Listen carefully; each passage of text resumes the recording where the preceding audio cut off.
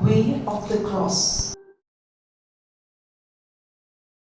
In the words of Pope Francis, extracted from his book, Let Us Dream a Path to a Better Future, written by Father Onil Faroz.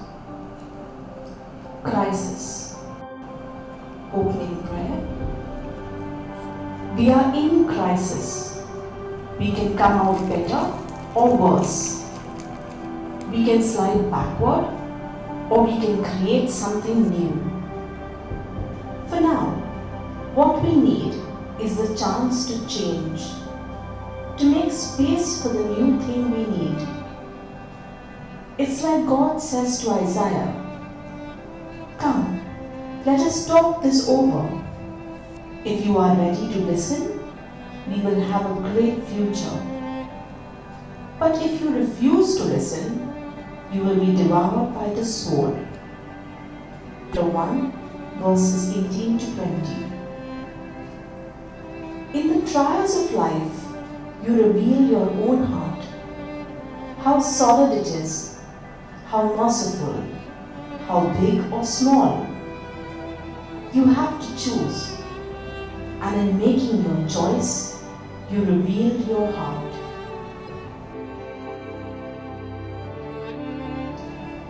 The first station. Jesus is condemned to death. We adore you, O Christ, and we bless you, because by your holy cross you have redeemed the world. In his condemnation, it's like Jesus telling Peter in Luke 22:31 that the devil wants him to be sifted like wheat. To enter into crisis is to be sifted. Your categories and way of thinking get shaken up. Your priorities and lifestyles are challenged. You cross a threshold either by your own choice or by necessity, because there is crisis like the one we are going through that you can't avoid. Have mercy on us, O Lord. Have mercy on us. The second station. Jesus carries his cross. We adore you, O Christ, and we bless you, because by your holy cross you have redeemed the world. In the Genesis account, God commands Adam and Eve to be fruitful. Humankind has a mandate to change, to build, to master creation in the positive sense of creating from it and with it. So, what is to come doesn't depend on some unseen mechanism, a future in which humanity is a passive spectator. No, they are protagonists. They are, if I can stretch the word, co-creators. When the Lord told us to go forth and multiply, to master the earth, He said, be the creators of your future. To be co-creators, we have to carry the cross. Have mercy on us, O Lord. Have mercy on us. The third station. Jesus falls the first time. We adore you, O Christ, and we bless you, because by your holy cross you have redeemed the world. This is a moment to dream big, to rethink our priorities, what we value, what we want, what we seek, and to commit to act in our daily life on what we have dreamed of. What I hear at this moment is similar to what Isaiah hears God saying through him. Come, let us talk this over. let us dare to dream. In this fall, God asks us to dare to create something new. We cannot return to the false securities of the political and economic systems. We have to design better ways of living together on this earth. Have mercy on us, O Lord. Have mercy on us. The fourth station. Jesus meets his mother. We adore you, O Christ, and we bless you, because by your holy cross you have redeemed the world. Millions of people have asked themselves and each other where they might find God in this crisis. What comes to my mind is the overflow.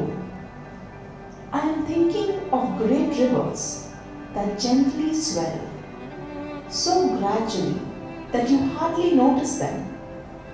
But then the moment comes and they burst their banks and pour forth.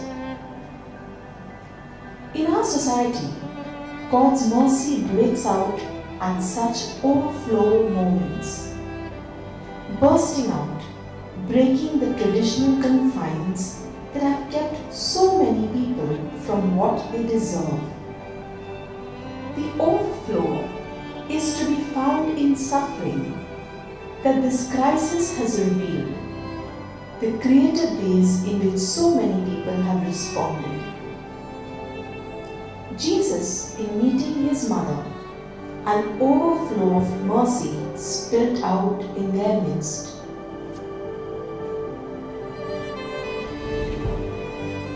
Have mercy on us, O Lord. Have mercy on us. The fifth station. Simon of Cyrene helps Jesus. We adore you, O Christ, and we bless you, because by your holy cross you have redeemed the world. In moments of crisis, you get both good and bad. People reveal themselves as they are.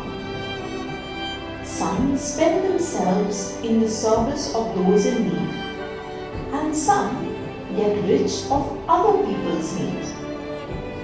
Some move out to meet others in new and creative ways without leaving their houses, while some retreat behind defensive armor. The state of our hearts is exposed. Simon moves out to help Jesus. Have mercy on us, O Lord. Have mercy on us. The sixth station. Veronica wipes the face of Jesus. We adore you, O Christ, and we bless you, because by your holy cross you have redeemed the world. Some respond to the suffering of a crisis with a shrug. They say, God made the world that way. That's just how it is. But such a response misinterprets God's creation as static, when it's a dynamic process. The world is always being made. Paul, in his letter to the Romans, chapter 8, verse 22, says, creation is groaning from birth pangs. God wants to bring forth the world with us as partners continually. He has invited us to join him from the very beginning, in a peaceful time and in times of crisis, at all times. Veronica responds to the crisis. Have mercy on us, O Lord. have mercy on us. The seventh station. Jesus falls the second time. We adore you, O Christ, and we bless you, because by your holy cross you have redeemed the world. We are living a time of trial. The Bible talks of passing through fire to describe such trials, like a kiln testing the potter's handiwork. Sirach 27 verse 5. The fact is that we are all tested in life. It's how we grow. Think of what happens in history when people's hearts are tested. They become aware of what has held them down. They also feel the presence of the Lord, who is faithful and responds to the cry of his people. Jesus responds in getting up and carrying the cross. Have mercy on us, O Lord. Have mercy on us. The eighth station. Jesus meets the woman of Jerusalem. We adore you, O Christ, and we bless you, because by your holy cross you have redeemed the world. I say this with pain and shame. Let's also think of usurers, the payday lenders, who have appeared at the doors of desperate people. If they stretch out their hands, it is to offer loans that can never be repaid and which end up permanently indebting those who accept them. Such lenders speculate with the suffering of others. Women in Jerusalem were in debt in many ways. Jesus lends his mercy to console them. Have mercy on us, O Lord. Have mercy on us. The ninth station. The third fall of Jesus. We adore you, O Christ, and we bless you, because by your holy cross you have redeemed the world. In crisis, there is always the temptation to retreat. When the Levite and the priest withdraw from the man left bleeding and beaten by thieves, they are making a functional retreat, by which I mean they are trying to preserve their own place, their roles, their status. Think of the Samaritan. He stops, pulls up, acts, enters into the world of the wounded man, throws himself into the situation, into others' suffering, and so creates a new future. Jesus, himself wounded, enters into wounded humanity. Have mercy on us, O Lord. Have mercy on us. The 10th station. Jesus is stripped. We adore you, O Christ, and we bless you, because by your holy cross you have redeemed the world. There are so many swords that threaten to strip and devour us. The COVID crisis may seem special because it affects most of humankind. There are 1,000 other crises that are just as dire, but are just far enough from some of us that we can act as if they don't exist. Think, for example, of the wars scattered across different parts of the world. Refugees fleeing poverty, hunger, and lack of opportunity. Like the COVID crisis, they affect the whole of humanity. Have mercy on us, O Lord. Have mercy on us. The 11th station. Jesus is nailed to the cross. We adore you, O Christ, and we bless you, because by your holy cross you have redeemed the world. Just look at the figures. What a nation spends on weapons and your blood runs cold. Then compare those figures with UNICEF statistics on how many children lack schooling and go to bed hungry, and you realize who pays the price for arms spending. In the first 4 months of this year, 3.7 million people died of hunger. And how many have died from war? Arms spending destroy humanity. It is a very serious coronavirus. But because its victims are hidden from us, we don't talk about it. As long as this continues, humanity will remain nailed. Have mercy on us, O Lord. Have mercy on us. The 12th station. Jesus died on the cross. We adore you, O Christ, and we bless you, because by your holy cross you have redeemed the world.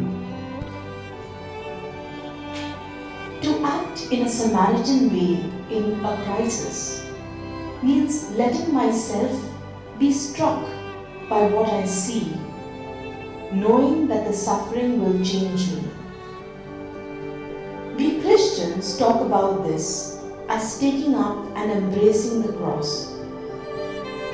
Embracing the cross, confident that what will come is new life, gives us the courage to stop lamenting and move out and serve others, and so enable change which will come only from compassion and service.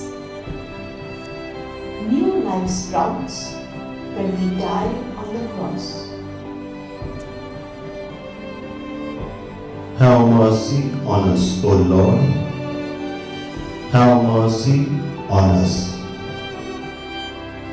The 13th station. Jesus is taken down from the cross. We adore you, O Christ, and we bless you, because by your holy cross you have redeemed the world. You have to go to the edges of existence if you want to see the world as it is. I have always thought that the world looks clearer from the periphery. But in these last 7 years as Pope, it has really hit home. You have to make for the margins to find a new future. When God wanted to regenerate creation, He chose to go to the margins, to places of sin and misery, of exclusion and suffering, of illness and solitude, because they were also places full of possibility. Where sin increased, grace abounded all the more. Romans 5:20. Have mercy on us, O Lord. Have mercy on us. The 14th station. Jesus is laid in the tomb. We adore you, O Christ, and we bless you, because by your holy cross you have redeemed the world. Think of what we've seen during the COVID-19 crisis. All those martyrs, men and women, who have laid down their lives in service of those most in need. Think of the health workers, the doctors and nurses and other caregivers, as well as the chaplains, and all who chose to accompany others in their pain.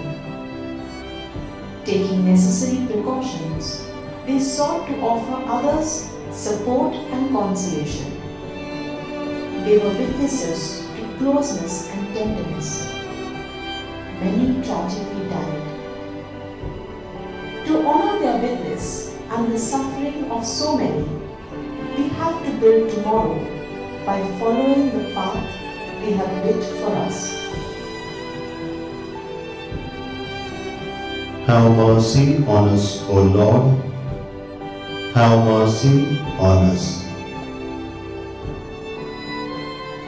Concluding prayer.